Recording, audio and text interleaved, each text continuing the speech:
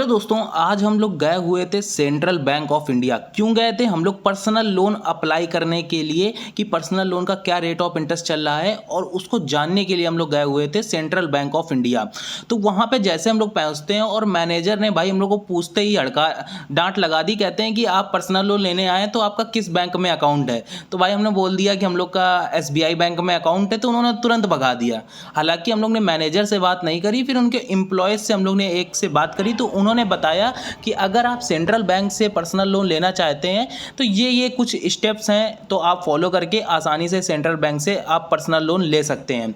तो क्या स्टेप थे वो हर एक चीज़ हम लोग ने डिटेल से बात करी, तो वही इस वीडियो में आज हम लोग कवर करेंगे लास्ट तक। गया तो क्या रेट ऑफ इंटरेस्ट लग रहा है, क्या मंथली की किस्त बनेगी हम लोगों की। जो आपके माइंड में क्वेश्चन बना रहता है कि अगर हम 3-4 लाख का लोन अप्लाई करते हैं तो हमारी मंथली किस्त कितनी बनेगी, ठीक है। और उसके बाद एक क्वेश्चन आता है कि डॉक्यूमेंट्स क्या लगेंगे, एलिजिबिलिटी मतलब कि हम कब एलिजिबल होते हैं एक पर्सनल लोन को अप्लाई करने के लिए। तो ये सारी चीज़ें हम उन एम्प्लॉय से, जो उनके भाई मैनेजर से तो नहीं पूछ पाए, बट एम्प्लॉय ने हम लोग को सारी चीज़ें बताई। हम लोग की 10-15 मिनट की बात हुई और इस वीडियो में आप 5 मिनट में जान करके चले जाएंगे। जो कि हम लोगों ने इतनी रिस्क लिया वो आपको लेना नहीं पड़ेगा। तो वीडियो में आगे बढ़ने से पहले अगर आपने चैनल को सब्सक्राइब नहीं किया है तो प्लीज़ यार सब्सक्राइब कर लीजिए। यहाँ पे आपको फाइनेंस और बैंकिंग के से रिलेटेड वीडियोस मिलती रहती हैं। तो सेंट्रल बैंक ऑफ इंडिया में सबसे पहले हम लोग जानते हैं कि रेट ऑफ इंटरेस्ट, आपको बगल में हम स्क्रीन भी चला देंगे। जो हम लोग को जो स्पेशल पॉइंट्स लगेंगे वो आपको स्क्रीन में शो हो रहे होंगे, तो आपको कंफर्म हो जाएगा कि ये चीज़ रेट ऑफ इंटरेस्ट इतना लग रहा है, इतना इतना सब कुछ हम लोग कैलकुलेट करके ही आपको बताएंगे और मेरी वॉइस भी आपको समझ में आती रहेगी। देखो सेंट्रल बैंक ऑफ इंडिया में सबसे पहला आता है कि rate of interest. Rate of interest जो आपको बताया जाता है, चाहे वो कोई भी वेबसाइट पे हो, जैसे स्टार्टिंग जो होती है वो सही होती है। जैसे इसमें स्टार्टिंग 10.95% से लेकर के 12.75% लिखा हुआ है, लेकिन 10.95% ही आपका स्टार्टिंग पॉइंट है। तो आप मान लीजिए कि 11% का रेट ऑफ इंटरेस्ट से स्टार्ट होता है एज पर आपके सिविल स्कोर पर। सिविल स्कोर आपका अच्छा होगा, बेकार होगा, ठीक है, उसके ऊपर डिपेंड करता है।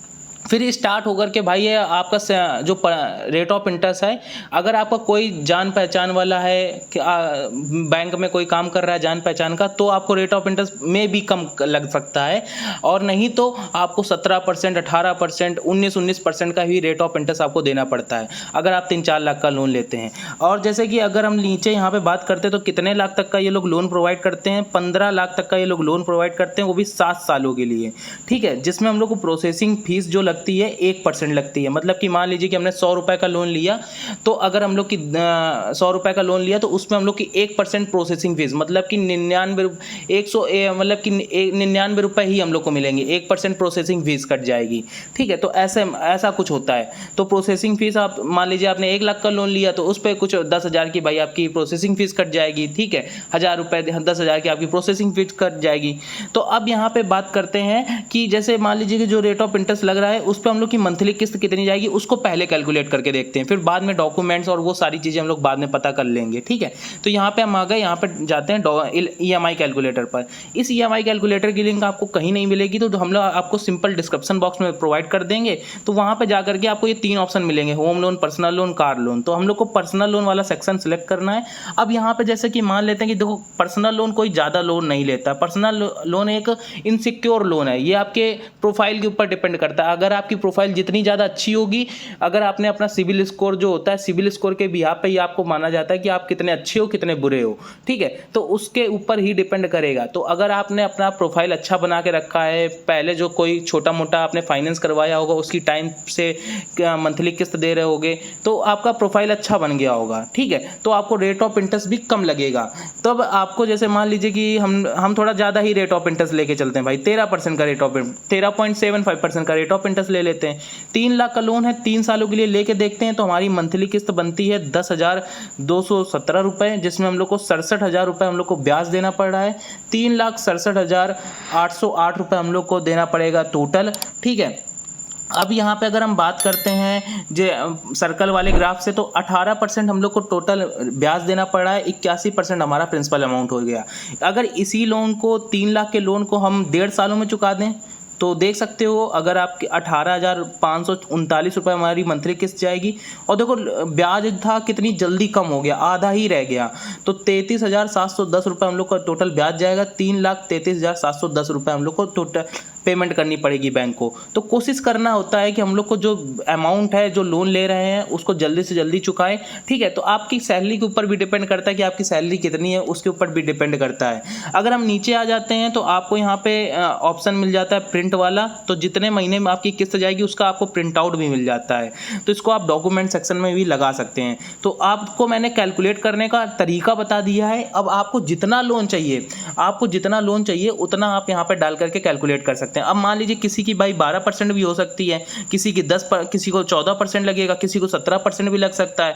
कोई भाई 5 लाख का लोन लेगा, ठीक है, कोई 2 सालों के लिए 5 लाख का लोन लेगा। तो सबकी अलग अलग रिक्वायरमेंट है। तो इसको हमने कैलकुलेट करके आपको बता दिया है कैसे कैलकुलेट करना है। अब आपको कैलकुलेट करके देखना है कि कितनी मेरी मंथली किस्त जाएगी। तो इस EMI कैलकुलेटर की लिंक आपको डिस्क्रिप्शन बॉक्स में मिल जाएगी, ठीक है। तो जा करके आप लोग कैलकुलेट करिए। अब हम लोग बात कर लेते हैं थोड़े डॉक्यूमेंट्स के ऊपर और एलिजिबिलिटी के ऊपर हम लोग बात कर लेते हैं।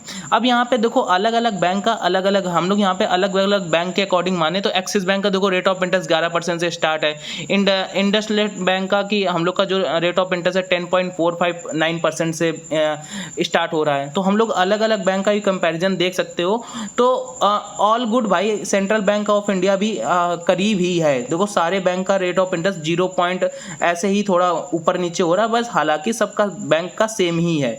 अब थोड़ा हम लोग बात कर लेते हैं कि हमारी मंथली किस्त कितनी जाएगी, ये सारी चीज़ों के ऊपर। प्रोसेसिंग फीस हम लोग को आपको बता ही दिया है। अब यहाँ पे हम लोग बता देते हैं कि आपको डॉक्यूमेंट चार्जेस कितने लगेंगे। तो डॉक्यूमेंट चार्जेस आपके 2 लाख पर 217 रुपये प्लस GST लगेगा। अगर आप 2 लाख से ज़्यादा का लोन लेते हो तो 450 रुपये GST लगेगा। अगर आप डिफेंस में हो, पैरामिलिट्री डिफेंस में हो, तो आपको कोई भी डॉक्यूमेंट चार्जेस नहीं लगेंगे, ठीक है। अब हम लोग और भी चीज़ें कंफर्म कर लेते हैं। अब यहाँ पे हम लोग लोन स्कीम के ऊपर बात कर लेते हैं। तो लोन स्कीम आपकी यहाँ पे एक ही चलती है जिस पे आपको 7 सालों के लिए स्टार्ट होता है, 1% की प्रोसेसिंग फीस लगती है, ठीक है। अब एलिजिबिलिटी की बात कर लेते हैं। तो आप परमानेंट एम्प्लॉय होने चाहिए, ठीक है, गवर्नमेंट के हो, स्कूल में हो, हॉस्पिटल में हो, रेलवे में हो और म्यूनसिपल में हो, और with the 1 complete year service करता हो गया। मतलब कि आप किसी भी कंपनी में जॉब कर रहे हो बट आपको 1 साल लमसम काम करते हो गया हो, ठीक है। अब यहाँ पे यही चीज़ है और कुछ एलिजिबिलिटी में नहीं चाहिए। और आपकी एज भाई जो 18 साल से ऊपर ही होनी चाहिए, ठीक है। अब हम लोग यहाँ पे डॉक्यूमेंट सेक्शन की बात कर लेते हैं। तो आइडेंटिटी प्रूफ के लिए आपको पासपोर्ट देना पड़ेगा, पैन कार्ड दे सकते हो, वोटर ID दे सकते हो, ड्राइविंग लाइसेंस दे सकते हो, आधार दे सकते हो। आधार कार्ड होगा तो आपका आइडेंटिटी प्रूफ कंप्लीट हो जाएगा, सबके पास होता है, ठीक है। एड्रेस प्रूफ के लिए आप क्या दे सकते हो, राशन कार्ड भी दे सकते हो, बैंक अकाउंट स्टेटमेंट दे सकते हो, इलेक्ट्रिसिटी बिल दे सकते हो। मान लीजिए इलेक्ट्रिसिटी बिल तब बनेंगे अगर आप रेंट में रहते हो, ठीक है। इनकम प्रूफ के लिए आपको क्या देना पड़ेगा, सैलरी स्लिप दे सकते हो, ITR दे सकते हो, फॉर्म 60 दे सकते हो, बैंक अकाउंट स्टेटमेंट दे सकते हो, ठीक है।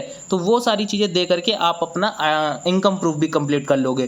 तो ये कुछ स्पेशल चीज़ें थी जो आपको मैंने बताई कि आपको इस तरीके से अगर आपका ये डेटा आपका इतना क्लियर होगा तो आसानी से आप सेंट्रल बैंक ऑफ इंडिया में पर्सनल लोन अप्लाई कर सकते हो। एक क्वेश्चन और भी है कि सेंट्रल बैंक ऑफ इंडिया में अगर आपका अकाउंट ओपन होगा तो आपको और भी ज़्यादा ईजी हो जाता है। और हालांकि अगर आपका सेंट्रल बैंक ऑफ इंडिया में अकाउंट नहीं होगा तो भाई वही लोग अप्लाई कर सकते हैं जिनका भाई थोड़ा जान पहचान है या कोई उनका रिलेटिव उनके वहाँ पे काम करता है, तो वही लोग इस चीज़ को अप्लाई कर सकते हैं। हालांकि आप लोग और भी दूसरी बैंक को आजमा सकते हैं, SBI, PNB, बहुत सारी बैंकें हैं कि भाई मुथूट फाइनेंस है, बहुत सारी बैंकें आ जाती हैं, तो उनको भी आप आजमा सकते हो अगर आपका अकाउंट नहीं है, ठीक है। तो आई होप आपको ये वीडियो पसंद आई, और वीडियो पसंद आई तो प्लीज़ आप वीडियो को लाइक करो, चैनल को सब्सक्राइब करो। अगर आपको जो भी कुछ जानना है बैंकिंग से रिलेटेड, आपकी मंथली किस्त आपको कितने लाख पे कितनी बनेगी, अगर आपको ये भी जानना है तो आप कमेंट कर सकते हो। जो भी आपके मन में क्वेश्चन हो कमेंट करेंगे तभी हम लोग वीडियो लेकर आएंगे। हमारी वीडियो बहुत ही ज़्यादा भाई नॉलेजेबल होती हैं क्योंकि हम लोग इन डेप्थ रिसर्च करते हैं पहले, ठीक है, तब आपको वीडियो देते हैं। तो चैनल को सब्सक्राइब करें। मिलते हैं किसी और धमाकेदार वीडियो के साथ, तब तक के लिए गुड बाय, जय हिंद, जय।